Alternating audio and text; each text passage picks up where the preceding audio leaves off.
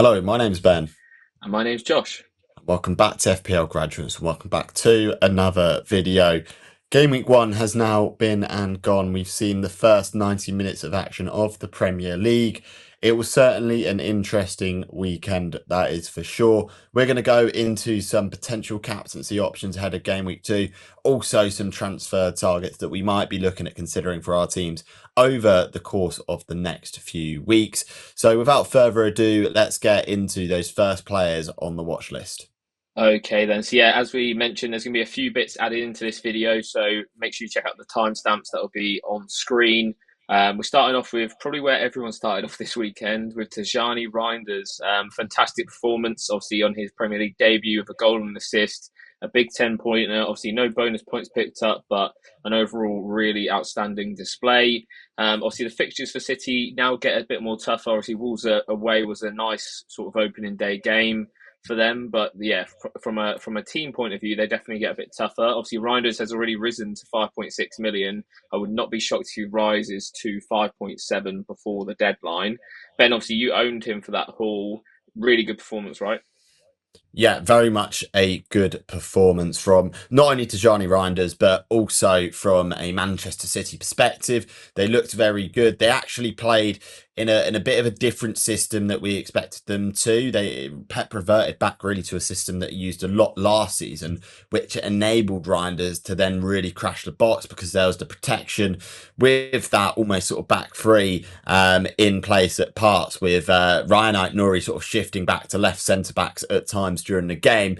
This, of course, enabled Reijnders to get that goal and assist because he's playing such an advanced role for Manchester City. I think the one thing to bear in mind with him is he's not going to play that attacking against every single opposition. Pep will change tactics. Pep will change his system depending on teams that he's playing against. So I do think Reijnders will hold good value even if he rises to 5.7. But be aware of that fixture run getting a little tougher. You know, the setup against Wolves away is going to be entirely different to how they're going to set up against Tottenham and Brighton away and Man United at home. So be aware of that. I think regardless, he's going to still be a very good asset at the price point that he has, but just bear that in mind, really. Of course, I've got him and I'm more than happy if he does continue in that role and that system every week, but Pep will change it. And you know, when he does change it, all of a sudden it'll be Aït-Nouri getting those goals and assists and that sort of thing. So, yeah, think he's a very good option, but of course it's going to be very system dependent on which players perform during each individual game. Yeah, definitely. And I think, Oscar Bobb was one of those that sort of benefited from this system as well. Obviously, he's probably the only natural right-sided player that they have, who's an out-and-out winger, which obviously is needed in that formation and setup that they went with Doku on the other side. He's 5.5 million, obviously grabbed an assist. He played the full 90, which is probably something we haven't seen from him. See, last preseason, he was the big talking point that everyone thought he was going to be the main man, and obviously he broke his leg, which was really unfortunate. Obviously, the data for that game doesn't look great. He had 0.07 XA, no XG as well. So I think he's someone to have on radar. I don't think he's necessarily let's go buy him right now. But when City's fixtures turn, come I think around game week 6, 7, he's one to really, really think about because a lot of people will be looking at Reijnders, but he's nearly 30% owned already. Oscar Bobb's only 0.3%, and if Reijnders is playing deeper, he's someone to potentially have a look at. What's your thoughts on Bobb, Ben? Yeah, I think Oscar Bobb's going to become a prime example of why you wait to make your transfers in the first few game weeks of the season and why you remain patient with your team, because I think Oscar Bobb will eventually become as good a, potentially even a better asset than Reinders, just because of that, you know, opportunity that we've got here as a only sort of real natural right winger for Manchester City. We're going to expect him to get a lot of minutes this year, and at that price point on his own as a winger, you know, you're going to see 10 to 15 returns at least, I'd say, in this Manchester City team if he gets the minutes. So, you know, one to monitor over the next 3-4 game weeks, and if we continue and see the same sort of vein of form and minutes, then he's going to be fantastic. Okay, then. So moving on to something maybe not as promising as that Manchester City performance was. Florian Wirtz's performance, obviously from an FPL point of view, wasn't great. Came away with the 2-pointer and a blank, but from a non-owner's point of view, I thought he actually played quite well. 0.28 XA, easy for me to say. And in general, obviously involved a lot in the play. I think one thing that I would say is that he's probably going to be involved in a lot of pre-assists, it seems, just from that game. Obviously, it's a one-game sample. We can't take too much from it.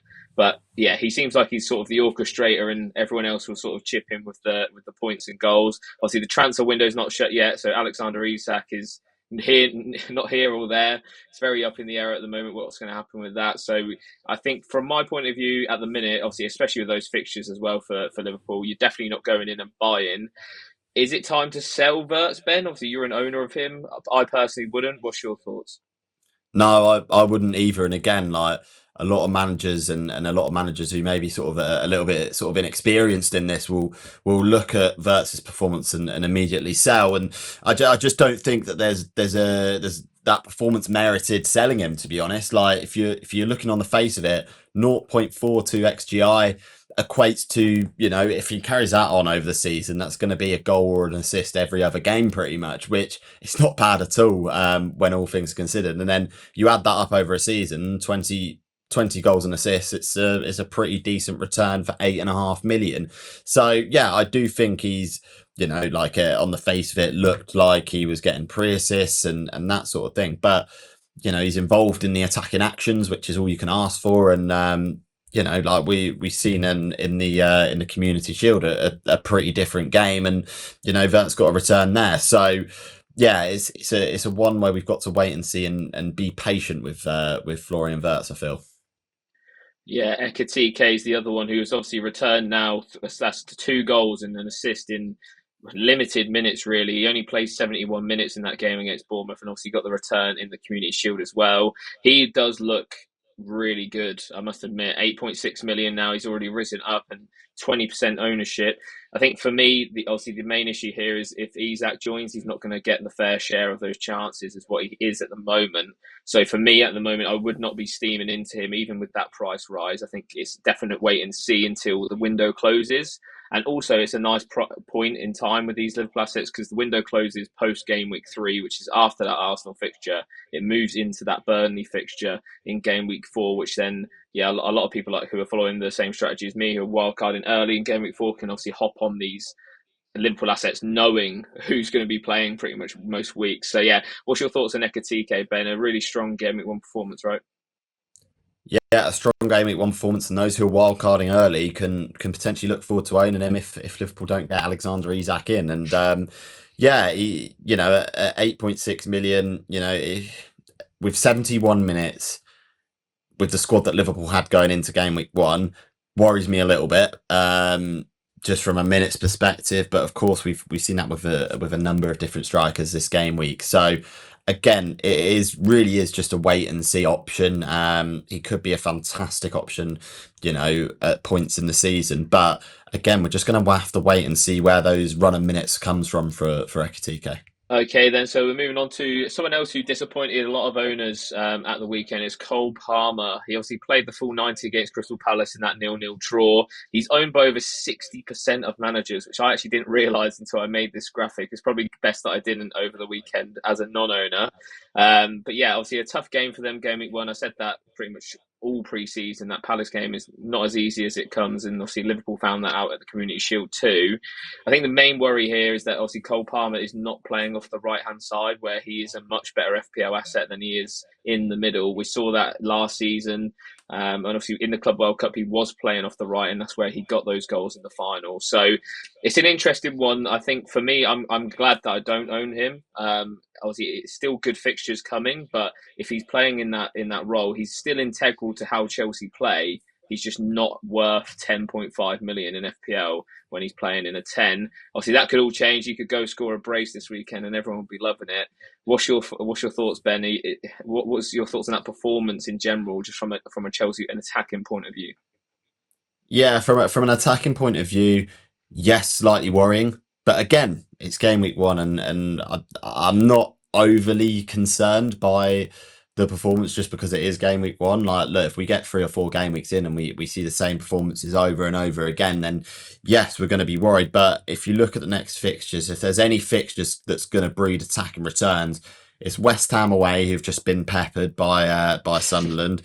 It's Fulham at home, and then the Brentford away fixture again is a really decent fixture. So if there's any fixtures that's going to get returns from Cole Palmer, it's going to be two of the next three that he gets them in, and from game week 4-5 onwards, you will be in a position where you'll either sell him or you'll be looking at potentially captain him some weeks. Like for me, I'm looking at captain him potentially against West Ham away.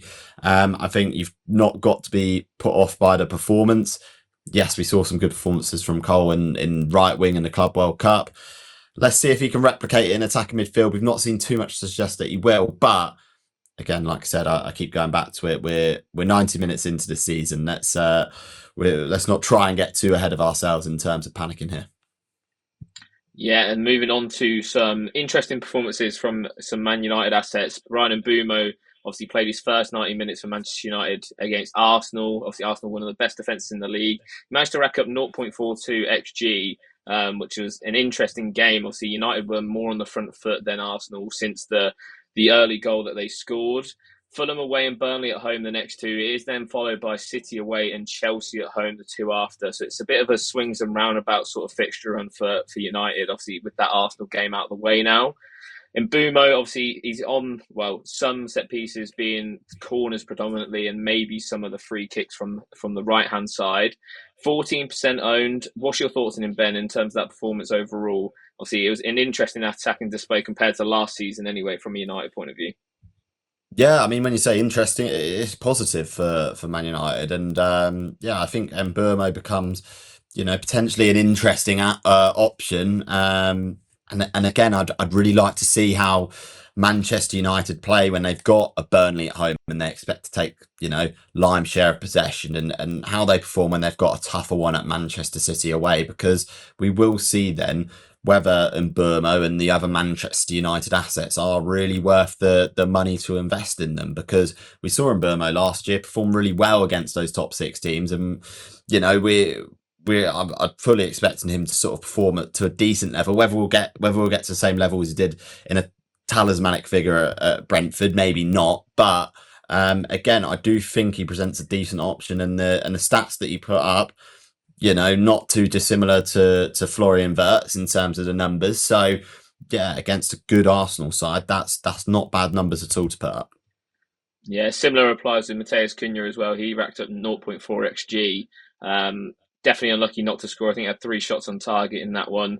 It's probably going to be a question maybe for next week. Obviously, I don't think many will bring in this week with Fulham away. It's not an easy fixture by any means. Obviously, a lot will try and target for Burnley at home, as the captaincy could potentially fall to a United asset in that week. I think for me, I'd still probably look towards Bruno Fernandes, but if you're maybe doubling up, I think Mbeumo will be better for those fixtures. But Cunha also was interesting, but probably on less set pieces. He hasn't really got that sort of threat that he had, like Ben mentioned, when he was talismanic at Wolves. So yeah, it'll be an interesting one to watch, but I think there's definitely potential for these United assets to come into our sides next week.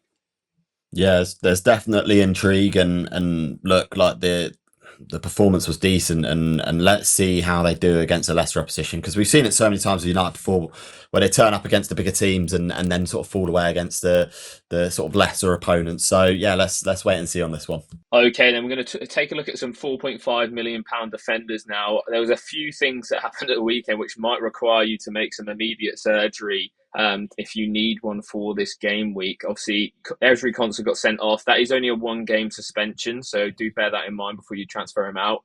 You only get a 3-game ban now for violent conduct. So yeah, probably not an instant sell. You could probably get away with benching him. Obviously, the likes of Tosin, who was ruled out post-deadline. I had him personally on my bench boost, which was frustrating, but nothing we could do when the news broke after deadline. He's probably someone to monitor in the presses. I don't think he's necessarily an immediate sell either. And there's probably a few others that don't come to my mind in that 4.5 mil defender category. Chris Richards is one of them that's coming up first. Obviously, he got the return against Chelsea with a nice clean sheet. He didn't reach DEFCON, but he was pretty close to it in the end. Forest at home this week. Obviously, Forest did score 3 goals against Brentford, but a part of me feels like that's because that was how bad Brentford was, rather than how good Forest were going forwards, despite them scoring some really nice goals, to be fair to them. Villa away, obviously, we saw them struggle really badly against Newcastle going forwards. I don't think that will sustain, but it's something to watch out for, obviously, if they're struggling in front of goal. And then Sunderland at home as well, which is still a nice fixture. I know they scored 3 past West Ham, but they accumulated something like 0.65 XG in that game. So a big overperformance from them, probably helped by it being their first home game back in the Premier League.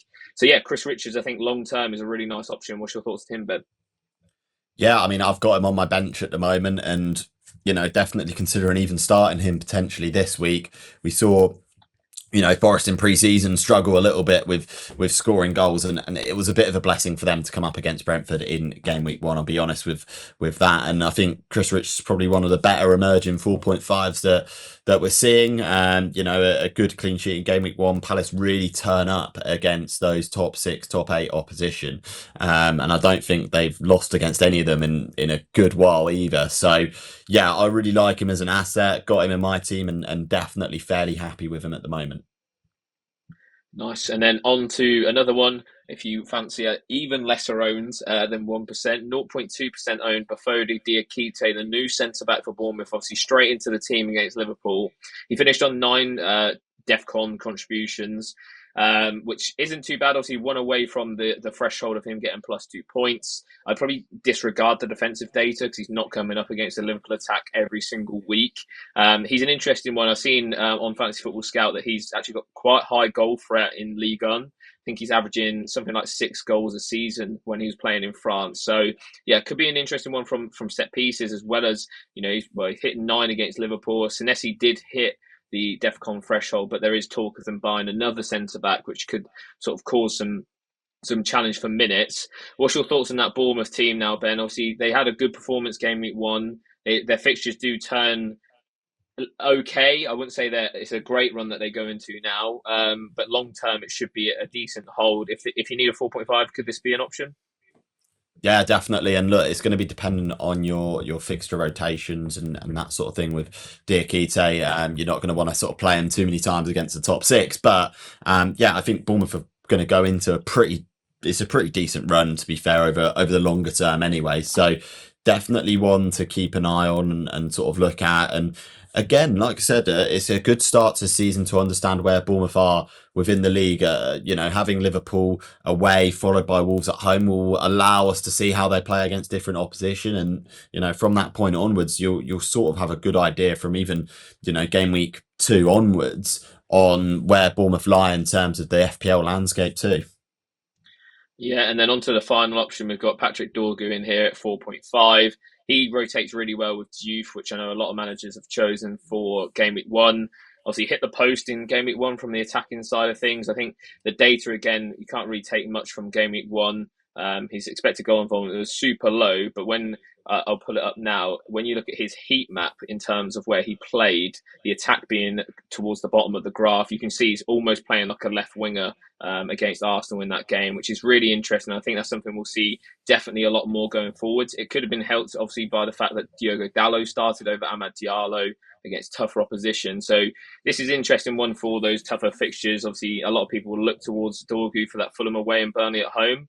But even against City away and maybe even Chelsea at home, there could be some upside with him starting with that attacking threat. Ben, what's your thoughts on that, on his positioning? Yeah, I mean, the positioning is exactly what you want from an attacking fullback.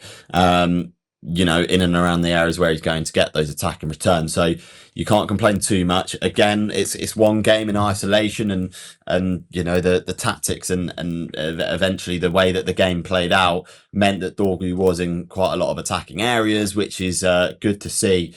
Let's see how they get on against Fulham away, Burnley at home. Of course, it's a much different test for Manchester United. So yeah, keen to understand how that heat map will differ going into game weeks 2 and 3.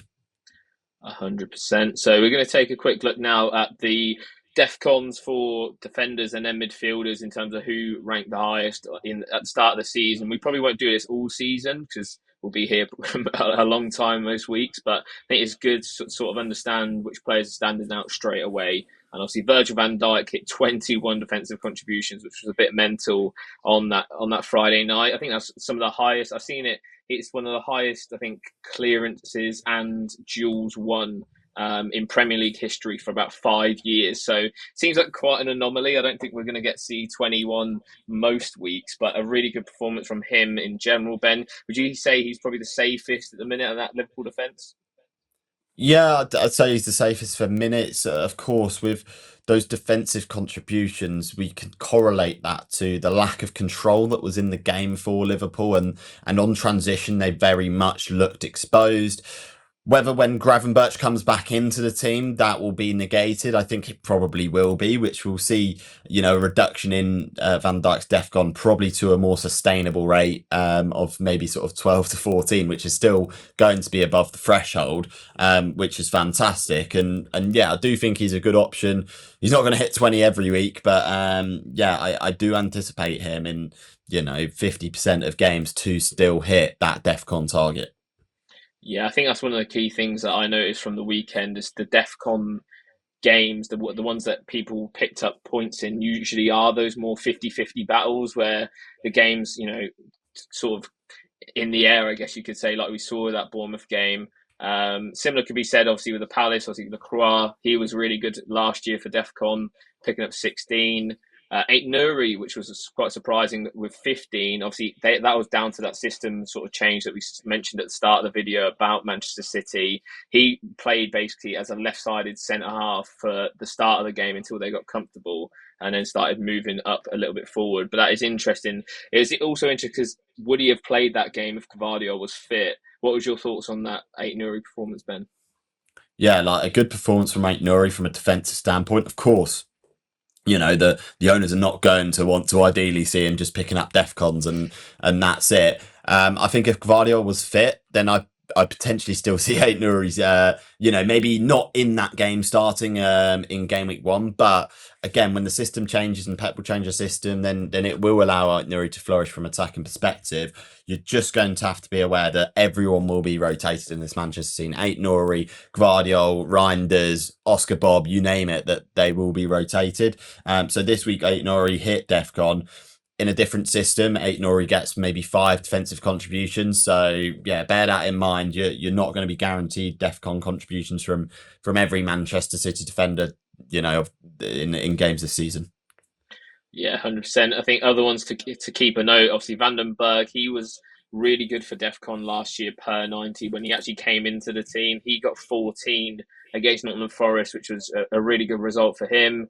Obviously, Dan Ballard with that 17-pointer managed to hit it. I don't know if he'll hit it every single week, but that's an unreal debut performance from him. Ola Aina is probably the most interesting, I think, out of the rest. Obviously, in historical data, he actually performs the worst out of the 4 Nottingham Forest defenders. I think this is probably an isolated game where Brentford were just not at the races, I guess you could say. I think Nico Williams was relatively close to DEFCON as well as Murillo as well. What was your thoughts on that Forest performance, Ben, in general, from a defensive point of view? I mean, it's not actually too much to write about because Brentford really didn't challenge too much going forwards, and that is why Ola Aina in that instance picked up DEFCON, because Brentford's system allowed that to happen. So look, we'll see. This is an isolated incident, and we'll see over time that the trends will change, and we'll see Murillo hitting a lot more DEFCON, potentially Williams as well. But yeah, on this occasion this week, the Aina owners, the game plan worked and they got the DEFCON. So yeah, I mean, unlucky really, sort of on another day, those Forest assets would have kept a clean sheet too. Yeah, and then on to the midfielders then. Nothing really to shout about here. Pretty much players that you'd expect to hit it. I think one thing that was quite clear is that it's definitely a lot harder for midfielders to get those contributions compared to defenders. As you see in the list, there's approximately 8 to 10 that actually managed to hit the threshold. I had 2 players in my team that hit 11, which was fantastic. Not too ideal when that happens, I must say. Is there anyone in that list, Ben, that sort of stands out in sort of like a 1 week? I thought Stack was really good in terms of his performance in general for Leeds. It was good to see him pick up DEFCON as well. Yeah, absolutely. And one that surprised me the most was Salah nearly hitting DEFCON with 10 defensive contributions. We're definitely not going to see that every week. And again, it just highlights the transitional aspects of that game. It's so end to end, and when you do get those end to end games and the higher scoring games, we're going to see more defensive contribution points. So yeah, one to sort of like bear in mind there for when you're playing Liverpool, you might see quite a few DEFCONs this season if they don't shore up at the back. But yeah, I mean, for the players to hit DEFCON, it's not sort of unexpected. Maybe Erdegaard hitting it was a little bit unexpected, just given his creative role in the team. But yeah, overall, there's not actually too many surprises within that. It's a lot of the same sort of people and same players that we would have expected to hit it. Okay, then, so we're going to take a quick look at some Game Week 2 captaincy, and then we'll get on to some questions sent in by you guys over on Instagram. So, yeah, Game Week 2 captaincy, obviously, it's a little bit more wide open than maybe Game Week 1. A lot of the masses went to Mo Salah. I went with Erling Haaland, which was a big result in Game Week 1, obviously outscoring him. Obviously, for Game Week 2, Haaland is projected to be the most points at the minute. Tottenham at home. What I will say, though, about that is that I feel like Thomas Frank's going to set up much differently compared to what we've seen Tottenham set up in the past. Obviously, I feel like we'll see more of a PSG sort of lineup rather than that one that we saw at Burnley at home. So, yeah, it's going to be an interesting watch for sure. But for me at the moment, my captaincy armband is on Bukayo Saka at home to Leeds. There has been a rumour source sort of confirmed. He seems quite reliable from a Swedish point of view that Gyökeres has been confirmed penalty taker pre-game week 1. So that is interesting. Obviously, it lessens the appeal of Bukayo Saka a little bit. But what I would say about that is that Saka never really nailed penalties anyway. It was always getting sort of rotated around. So I think the attacking threat is obviously still there, and obviously against a newly promoted side that did play really well game week 1, but not, it's a different beast going to the Emirates. It's not no Ellen Road atmosphere that they had in that Monday night football game. Ben, you're on Salah at the moment. Obviously, Newcastle away, they had a really strong defensive performance against Aston Villa. What's your thoughts on that at the moment? Yeah, I mean, it's definitely a more difficult call for myself to sort of go for captaincy in game week 2, which I knew going into the season. So that's not a decision that I'm begrudging at all. For me, obviously, I've got Salah and Palmer as my premium options, so it's probably going to end up between those two. I mean, look, there's going to be a few different options that you can go for. It's definitely tempting to go for maybe an outside pick at the start of the season, but of course, you don't want to go sort of too off the in terms of differential at the start of the season, but. Look, Brentford looked that bad. You could look at an Aston Villa player as well. So yeah, Watkins or Rodgers could be an option. But for now, yeah, at the moment it's on Salah. Likely to be Palmer by the deadline if I go for it, which based on game week's 1 showing could be absolute suicide. But you never know with these things. Okay, then. So, yeah, we're going into a little question segment to round off the video now. We put it out on Instagram. So, if you're not following us over there, do follow us, and we'll do this probably weekly and answer some of your guys' questions. We're only going to do 4 today just because it's quite a long video as it is. But we'll probably do more in the future. So, yeah, first up, I think it's Vasilis. I think that's how you pronounce your name. Sorry if I butchered it. Is Marlon going to play? Obviously, we saw him come off the bench, I think, quite late on for Aston Villa. In game week 1, Ben, what's your thoughts on him? Is he a sell? I think I would probably sell him right now if I owned. Yeah, he is probably the biggest issue for FPL managers that went for him is Marlon, for sure, because of course they've just signed a new player who's going to potentially take that position up. So look, Donyell Marlon is literally one of the only cases where I'd go, actually, yeah, I'd be tempted to buy a different player for that position because minutes are not secure, and that's the only reason that I'd make any transfers going into this game week. So unfortunately, it's a tough position to be in for owners, but one where the risk was always going to be there. So you just sort of, as owners, you almost a case of sucking it up and going, right, let's transfer him out there. Yeah, definitely agree on that one. And the next question, are Chelsea attackers a risk? Obviously, we sort of touched on it when talking about Cole Palmer. I think from my point of view as a non-owner, I'm definitely worried about not owning João Pedro and Cole Palmer against the West Ham team that just shipped 3 to Sunderland. They also face Brentford in a couple of weeks as well. So, yeah, even as a non-owner myself, like, I would not be selling them or worried about them too much right now. We knew João Pedro wouldn't play 90 minutes every week. We knew that he'd get subbed approximately around 70 minutes most weeks. I think that's sort of plain to see. Obviously, Cole Palmer is going to play 90 minutes, but maybe in a deeper position with the wingers and players that Chelsea have bought so far. What's your thoughts, Ben, as an owner? You're not risking it at the minute. Yeah, I mean, I've got Pedro and Cole Palmer, and I think yes, João Pedro is a risk for minutes because he gets hooked off at 70, but I do think with the fixture run, like you're well within your rights to keep the Chelsea attackers you do have, and if you don't, then of course, then they're from the next couple of game weeks onwards, you're going to see what sort of attacking output we're looking at from a Chelsea perspective. For the wingers, of course, there's elements of risk just because of how many wingers there are available to Maresca. So, yeah, one to bear in mind. There's upside and there's definitely downside to these Chelsea attackers. Yeah, the next one from Dan saying, should he take out Bruno? I definitely wouldn't be taking him out now. You've had the harder fixture already with that Arsenal game. He nearly hit DEFCON. He was one away from it. He created, I think it was 5 chances in that game as well. So the assist threat was there as well. Obviously, probably not as much goal threat, but we don't expect as much goal threat from open play with Bruno now, with him playing slightly more deeper.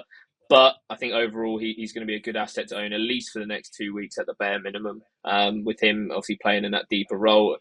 Would you say anything else from that, Ben? Yeah, not too much more to say about that. Like, Bruno's going to be a good option. Why would you transfer him out after you've played, the hardest fixture that he could have to start the season? So, yeah, definitely a keep. Yeah, and then Dash for the final question, hold or sell Fulkrug. I'm an owner myself. I'm personally just benching him. If you can get away with benching him, I probably would. There's no one at the minute at 6 million and below that really stands out to me. Obviously, Igor Thiago picked up a goal from the penalty spot, but with the way that Brentford attacked, I just probably wouldn't go anywhere near that. I think, what's your thoughts on that, Ben? Would you just sort of hold and wait and see, unless he's obviously price dropping, which I don't think he is at the minute? Yeah, I mean, most managers who owned Fulkrug was because they were bench boosting game week 1. So you knew your strategy going into it and you knew that you're going to have to hold him until your wild card. So I think at this point, you just got to almost take your medicine and go with it to an extent, because that's the decision you've made to start the season. You've got to ride that out. If you reverse that decision, you put yourself at a detriment of 1 transfer compared to everyone else. But at this stage is a huge sort of disadvantage for you. Okay, then so that wraps up our sort of Game Week 1 review. Looking ahead to Game Week 2, I'm not sure what we're going to call it. It's sort of a new style of video for us this season, but you'll know what it's called by the time this is published. So hopefully you did enjoy it. It's obviously a little bit different format with a few of you guys asking questions, stuff like that. We want to get you guys involved in it a bit more. So yeah, do drop some questions in the comments and we'll make sure to reply to all of you. Yeah, absolutely. Looking forward to Game Week 2 already. And as per usual, please remember to like, comment, and subscribe. I've been Ben. I've been Josh. And we'll see you guys next time. Have a good game week, everyone. So you may rise, but you'll never make me wanna stick around you.